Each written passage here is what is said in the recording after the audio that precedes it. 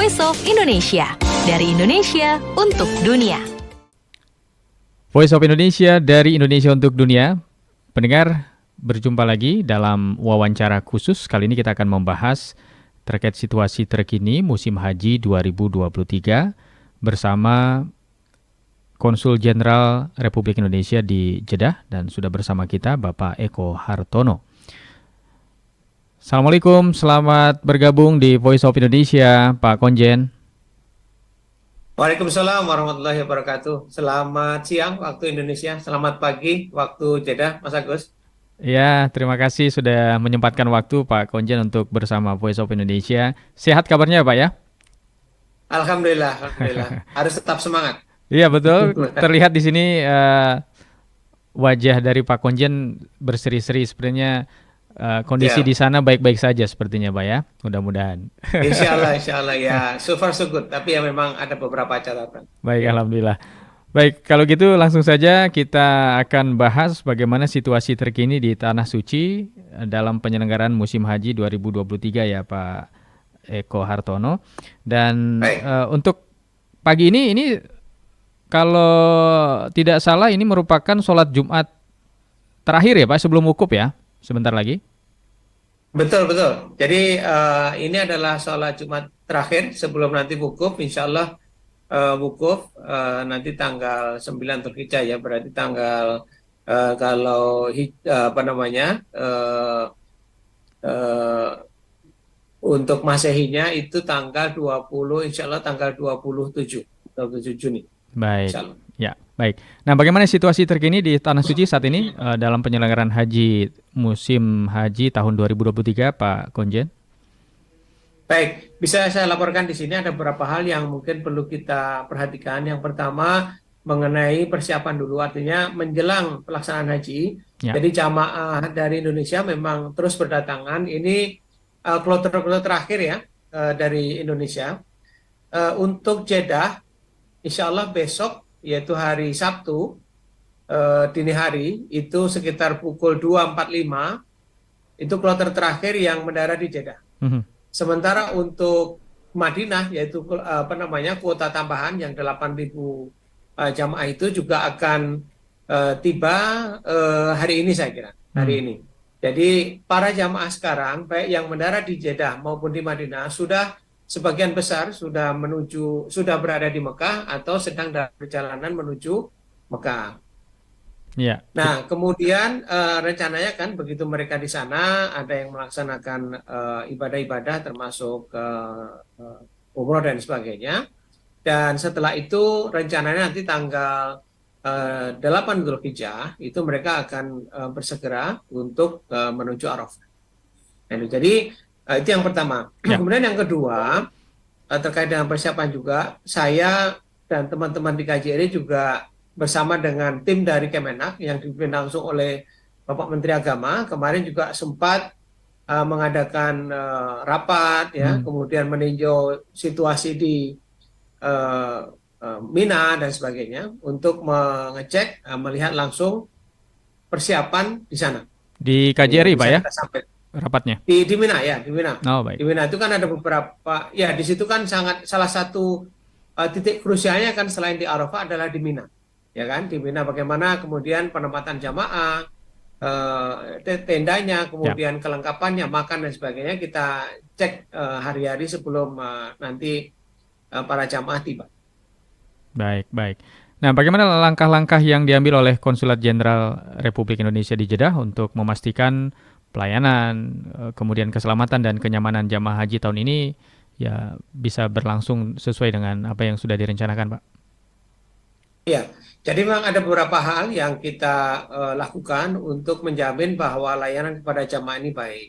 Yang pertama tentunya kita KJRI ini berada dalam satu tim besar dengan Kementerian Agama. Jadi tim dari Kementerian Agama juga tiba di sini, terutama tim yang terkait dengan transportasi, akomodasi, kemudian konsumsi. Nah, ini kita masuk dalam tim itu. Nah, apa yang kita lakukan? Ya, mulai dari kalau ketibaan di sini ya kita bersama-sama menentukan slot penerbangan, kemudian mempersiapkan transportasi dari bandara ke hotel, kemudian mengecek semua hotelnya baik di Madinah maupun Mekah, ya.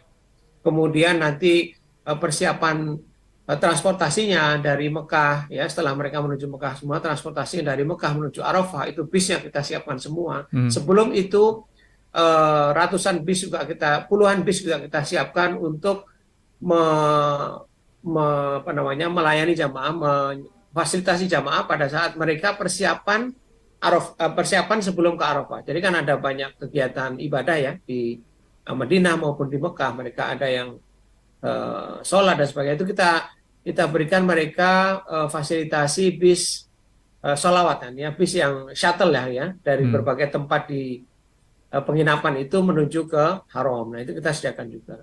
Nah, kemudian juga berikutnya masalah catering, masalah makan. Ini sangat sangat penting, ya, masalah pengaturan makan. Jadi sebelumnya memang sesuai dengan hasil kesepakatan dengan DPR kemarin, sebenarnya anggaran yang tersedia itu hanya untuk 2 kali makan.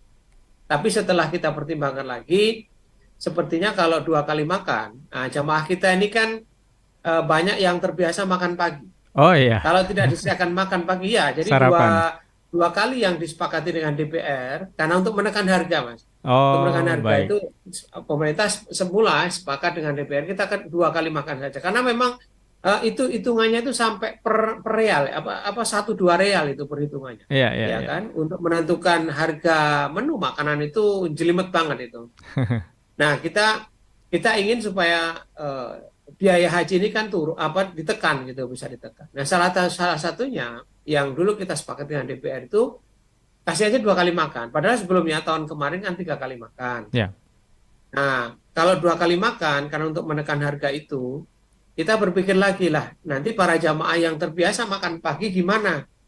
Nah, akhirnya kemudian ya udah kita harus bicara lagi dengan catering. Ya udahlah, pokoknya gimana caranya supaya para jamaah ini diberikan juga makan pagi walaupun sedikit, ya. Jadi ya apakah itu apalah, mungkin nasi uduk dengan telur atau apa gitu. Jadi mungkin nanti mudah-mudahan tidak ada komplain ya, tapi mudah-mudahan nantinya para jamaah juga akan tetap diberikan sarapan, hanya memang porsinya barangkali sedikit kurang dibanding yang sebelumnya. Nah, ini mudah-mudahan tidak komplain, tapi itu situasinya, jadi memang tidak mudah ya.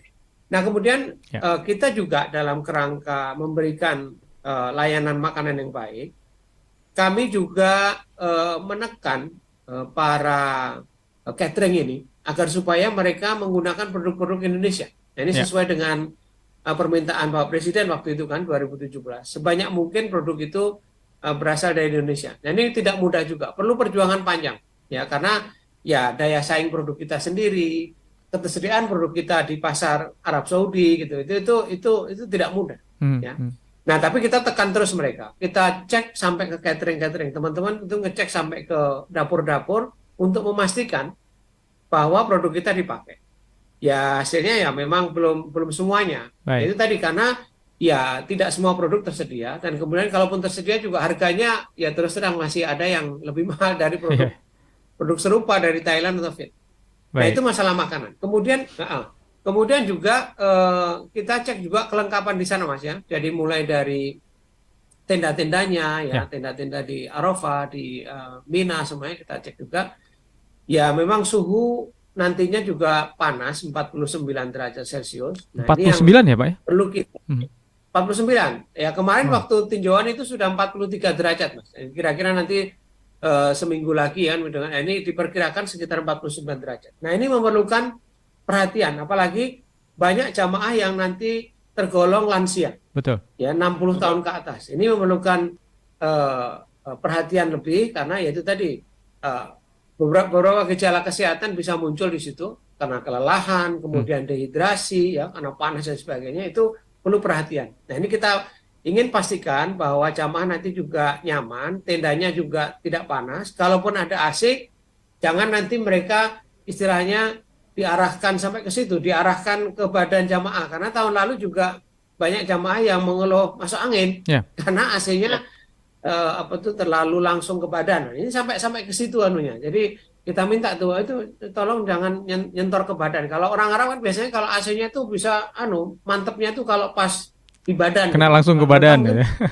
Iya. Ya, saya sendiri kalau bertamu ke orang Arab juga gitu. Ini AC-nya kok nyentor banget bahasa Jawanya, langsung ke badan. Nah, bagi kita itu kan kita nggak kuat. Nah, Tidak ini yang sampai terbiasa. Ya. segitunya. Pak Menteri pun juga kemarin kasih perhatian. Kemudian juga toilet. Nah, itu toilet Oh sangat ya, penting juga. ya. Hmm. Oh ya, itu sangat sangat berpengaruh karena Hmm. kenyamanan para jamaah. Ya, coba aja kita bayangkan. Misalnya pada saat butuh ke kamar mandi, ke toilet, itu tiba-tiba harus ngantri panjang sekali. Betul, Itu kan betul. membuat situasi yang sangat-sangat tidak nyaman. Ya, nah ini sudah berkali-kali sepertinya sepele, tapi sudah kita suarakan, kita mintakan ke Saudi, tolong dong, itu toilet itu diperbanyak, Ya, kemudian juga lebih nyaman bagi kita. Nah ya, ini, ya. apalagi nanti banyak lansia, Mas. Ya, ya. Jadi segitu. Jadi beberapa hal ya, Ya. range-nya banyak banget yang kita siapkan. Termasuk Kemudian juga pantry, Pak, dapur disiapkan juga? kalau dapur, Mhm. kalau dapur selama di Arafah, Mina dan Musdalifah itu akan mereka sediakan. Oh, baik. Jadi sebagai catatan begini untuk diketahui oleh publik juga bahwa selama di masyair, masyair itu istilahnya untuk Armina, Mhm. untuk Arafah, Musdalifah dan Mina, itu tidak boleh ada kendaraan umum yang masuk, termasuk catering-catering yang umum itu tidak boleh, Hmm. kecuali hanya sedikit saja yang memang diberikan izin masuk. Nah, oleh karena itu tidak sembarangan yang bisa masuk. Untuk itu, maka catering kita juga tidak boleh sembarangan kemudian ngedrop makanan. Nah, jadi Hmm. makanan selama di Masyair itu sekitar lima harian itu akan disediakan langsung oleh catering. Jadi makanan akan siap saji langsung diberikan kepada para jamaah. Dan ini Baik. juga kita pastikan, kita cek jangan sampai jamaah itu nanti makanannya makanan Arab terus seperti tadi itu. Ini kan juga sampai segitunya. Kemarin kita cek sampai dapurnya juga. Mereka juga pastikan bahwa dapurnya juga higienis, kemudian mereka akan sediakan langsung dilayani sampai disediakan diantar ya, makanan diantar sampai ke tenda. Baik. Dari Jadi sekian itu Mas, ya, jadi hmm. Dari sekian banyak pekerjaan dalam melayani jamaah haji, tentu itu kan terbagi-bagi ya, berbagai stakeholder begitu. Yang langsung dipegang oleh KJRI Jeddah itu mungkin bisa disebutkan, Pak, kira-kira yang lebih spesifik? kita yang pertama tentunya misalnya jadi gini, kalau saya ini apa ya, semacam koordinator harian. Tapi Hmm. gini, yang secara spesifik ya, yang paling kelihatan adalah untuk pelayanan dan perlindungan para jamaah. Apa itu pelayanan dan perlindungan? Ada jamaah yang ketinggalan paspornya Oh ya, atau hilang paspornya. ya, Itu ada beberapa ya, bukan hanya satu dua.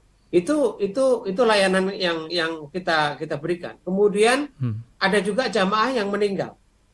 Mereka ada sampai sekarang, sampai kemarin itu tercatat ada 109 jamaah yang wafat, Hmm. meninggal. Hmm. Nah, itu kita ikut apa tuh namanya, melayani itu langsung KJRI, tentunya tanggung jawab dari syarikah ya. Hmm. Kita tapi langsung kita kawal sendiri karena jamaah itu meninggal. Jadi pelayanan konsuler. Kemudian juga ada yang kecelakaan, ya, ada juga yang Ya, kecelakaan, ada yang meninggal, ada yang wasafin. Nah itu. Kemudian ada juga jamaah yang sakit. Nah itu langsung itu layanan yang kita berikan. Tentunya di samping itu juga layanan keprotokoleran. Jadi selain para jamaah reguler, itu juga ada beberapa pejabat kita yang datang, baik itu oh ya, para menteri, ya. kemudian di bawahnya juga wakil menteri, para anggota DPR, itu juga jelas itu kita yang bertanggung jawab untuk memberikan layanan kepada mereka, layanan protokoler. Ya, Baik, baik, itu. baik. Jadi itu, dari protokoler kemudian ke konsuleran dan sebagainya. Iya, Hmm.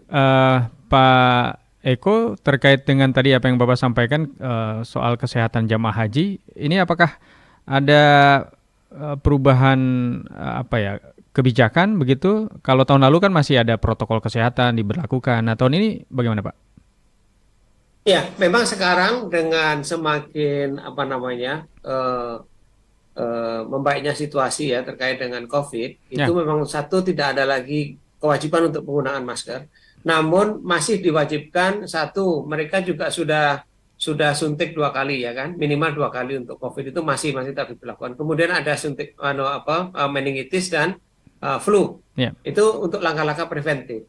Nah memang dengan tidak adanya dengan adanya pelonggaran itu, kita tetap harus waspada. ya, terutama para jamaah kita yang tadi itu sudah lansia, mereka Ya. kan tetap juga rentan. Ya. Nah, dari analisa sekarang, dari pengamatan sekarang, yang perlu diperhatikan adalah mereka jangan sampai terlalu kelelahan. Para Hmm. jamaah ini karena panas juga, jangan sampai mereka kelelahan. Ya. Oleh karena itu kita himbau kepada para pemandu apa namanya jamaah itu agar supaya mereka tidak kemudian memaksakan para jamaah untuk melaksanakan kegiatan ibadah sunnah. Ini kan ibarat pertandingannya belum mulai, Mas. Iya, iya, iya. Tapi beberapa meninggal itu karena banyak sekali kegiatan sunnahnya. Ya. Ya, sholat ini, sholat itu. Mereka kecapean karena ya mungkin kurang tidur juga karena diminta untuk kumpul ini. Padahal itu sebenarnya tidak Tidak wajib. Ini wajib belum ya. pertandingan. Nah, itu karena kelelahan. Nah, kemudian juga itu tadi jangan dipaksakan. Kemudian juga banyak-banyak minum ya. Ya. Betul, jangan melakukan kegiatan di luar yang tidak perlu karena emang panas sekali, panas sekali. Ya. Nah, ini jadi beberapa hal yang memang perlu menjadi perhatian dari para jamaah kita, terutama mereka sudah berusia lansia tadi itu. Itu terus dipahamkan ya Pak ya kepada para jamaah Iya, semua. Ya. Nah, lalu betul, ya betul, kalau betul. begitu sejauh ini Pak, apakah sudah ada tantangan yang atau mungkin kendala yang berarti yang sampai harus KJRI turun tangan seperti itu? Sampai sekarang belum sih, Belum sampai ada, sekarang belum. Tapi alhamdulillah ya. karena kita dasarnya kita mereview, selalu mereview Baik. dengan tim dari Kemenak juga kita mereview apa saja yang telah terjadi pada saat ibadah haji tahun lalu misalnya. Ya. Misalnya, yang paling krusial, salah satu titik yang paling krusial adalah pada saat melempar jumroh, ya kan? Ya. Mereka itu sudah setelah dari Musdalifah, mereka akan melempar jumroh Aqobah yang pertama itu. Nah itu mereka para jamaah itu harus berjalan jauh dari maktab atau tenda para jamaah itu sampai ke lempar Aqobah itu sekitar 4 sampai 6 kilo. Ya. Nah itu sangat melelahkan, panas lagi. Nah, yang kita hasil dari review itu adalah kita minta kepada pemerintah Saudi untuk memberikan tambahan fasilitas, yaitu kita usulkan ada mobil golf. Oh, Nah, karena baik. pada saat nanti kecapean, karena kemarin kita lihat sendiri tidak ada fasilitasi apapun dari pemerintah Saudi ya. Di tengah jalan nggak ada minum juga, Ya, padahal ya. kan bisa disediakan tuh. Baik. Tidak ada mobil golf. Dulu kita pernah zaman-zaman tahun itu ada ini apa namanya sepeda motor ya, sepeda motor. Jadi petugas itu naik sepeda motor, begitu ada jamaah yang kelelahan atau memerlukan bantuan langsung kita angkut. Tapi kan kita memenuhi syarat lagi semakin tua. Nah, kemudian kita usulkan kepada pemerintah Saudi untuk memberikan mobil golf dan dipenuhi. Ya, Insya Allah nanti ada 20 mobil golf ini. Yang mudah-mudahan bisa ditambah lagi. Nah, itu mereka akan standby di beberapa titik nanti untuk memonitor, menjamin bahwa para jamaah ini tidak ada yang kelelahan. Kalau ada kelelahan langsung diangkut kemudian dibawa ke tempat inilah untuk treatment. Baik, Pak Konjen, misalnya. itu salah satu koordinasi yang dilakukan oleh KJRI dengan pemerintah Arab Saudi. Dan sejauh ini koordinasi itu berjalan baik ya Pak ya, antara KJRI dan pihak kerajaan Arab Saudi ya? Sangat baik, sangat baik. Dan pemerintah Saudi sampai sekarang alhamdulillah mereka juga merespons concern kita. Tadi itu seperti golf, kemudian toilet, fasilitas yang lain juga itu mereka alhamdulillah mereka merespon. Karena mereka tahu bahwa jamaah kita ini sebenarnya bukan jamaah yang aneh-aneh. Mereka adalah terkenal patuh. Patuh, kemudian tertib gitu. Nah, kalau yang patuh dan tertib ini sampai kemudian menyampaikan concern, ini kan berarti ya memang sudah sesuatu yang memang harus ditindaklanjuti kan gitu. Bukan kita ini selalu teriak-teriak cerewet-cerewet kan enggak. Jadi mereka yang kedua adalah jamaah kita ini kontingen paling besar. Ya kan? 229.000. Itu the biggest group itu. Nah, jadi paling besar. Nah, kalau yang paling besar itu tidak diadres concernnya, ya mereka tentunya khawatir kan citra mereka sebagai penyelenggara haji. Baik. Jadi alhamdulillah sekarang sangat baik respon mereka juga. Nah, kalau itu terhadap pemerintah Arab Saudi ya, bagaimana juga KJRI berkoordinasi dengan stakeholder haji yang terlibat baik itu dari tanah air maupun yang ada di Arab Saudi sendiri? Ini kan masih semifinal ya Pak, belum final nih. Kalau sampai ke finalnya ya mudah-mudahan berjalan baik. Nah, ini seperti apa Pak koordinasinya? Ya, Uh, kita juga misalnya tadi masalah persiapan untuk layanan haji ya. Ya. Kami langsung saya koordinasi dengan Kementerian Kesehatan. Ya, kita paham bahwa sekarang ini terutama untuk tahun ini ya, dengan banyaknya jamaah lansia itu antisipasi kita lakukan lebih, terutama terkait dengan penanganan kesehatan. Nah, kami kerjasama dengan Kementerian Kesehatan, mereka dari Pusat Kesehatan Haji itu sangat aktif ini untuk 2 tahun terakhir ini. Mereka sudah jauh hari mendatangkan obat-obatan ya, sehingga nggak kemudian terlambat obatnya. Tim dokternya juga sudah datang, mereka juga sudah periksa. Kita punya klinik Mas ya. Kita punya klinik kesehatan haji Indonesia KKHI yang ada di Mekah dan Madinah. Nah, itu sudah dipersiapkan. Kita pun juga langsung mempersiapkan untuk izin operasional dari pemerintah Saudi. Kemudian kita bantu untuk kalibrasi alat-alatnya, kemudian penyediaan ambulansnya dan sebagainya. Jadi persiapan kesehatan haji ini. Kemudian juga kita pandu mereka untuk kerjasama dengan rumah sakit terdekat ya, untuk rujukan ya. Pada saat ini kan sifatnya klinik, jadi untuk penanganan sakit-sakit yang memerlukan perhatian lebih itu kan harus dirujuk ke rumah sakit besar. Nah, itu kita bantu mereka. Itu dengan kesehatan. Baik. Kemudian yang kedua, stakeholders yang lain tadi itu mengenai penyediaan produk-produk Indonesia. Saya sendiri turun langsung gimana kita memohon kepada pemerintah, terutama Kementerian Perdagangan melalui Bapak Menteri sendiri, Menteri Agama juga, kedua beliau ini sangat concern, sangat semangat bagaimana kita menggunakan sebanyak mungkin produk Indonesia yang tadi itu. Ya. Jadi kedua menteri ini sudah bicara langsung dengan bahkan dan ini pernah kita bahas di wawancara sebelumnya ya Pak ya, terkait ini, dan betul, sudah bisa dilaksanakan untuk musim haji tahun ini. Iya sudah. Cuma tadi itu, tapi tidak semulus yang kita perkirakan. Jadi hasil pantauan kemarin itu bahwa untuk produk-produk yang besar, nah ini sayangnya itu masih juga kita belum mampu. Apa itu produk yang besar? Beras, kemudian daging masih dari Brasil. Beras ternyata di lapangan ya kebanyakan dari Vietnam dan Thailand. Kemudian ikan dari Vietnam juga ya. Nah ini jadi itu yang besar. Bertahap ya Pak ya? Ya, karena ayam juga kita belum mampu. Nah ini beberapa produk yang saya sebut tadi memang kita agak berat untuk bersaing di sana. Satu, belum tersedia di pasar sekarang ini. Yang kedua, ya produk kita memang masih terhalang untuk masuk, seperti misalnya ayam. Ayam ini belum bisa kita masuk secara mudah.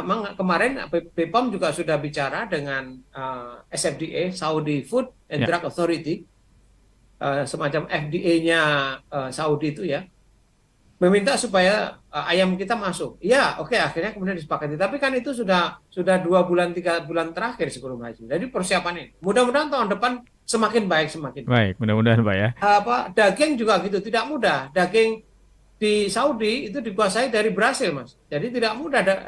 Kita tahulah seberapa ekspor daging kita. Malah kita mungkin masih impor kali. Jadi itu beberapa hal memang tidak mudah. Telur, apakah kita mampu menyediakan telur dari Indonesia? Nah ini padahal itu konsumsinya luar biasa. Jadi ini tantangan. Alhamdulillah untuk yang bumbu-bumbu seperti saus, seperti kecap, nah itu sudah tersedia di sini. Sudah ada ya kalau itu. Baik. Ada. Kalau itu alhamdulillah, tapi kan porsinya tidak sebesar yang produk yang utama tadi. Iya, mudah-mudahan produk-produk utama nanti menyusul di tahun-tahun depan, Pak ya. Oke.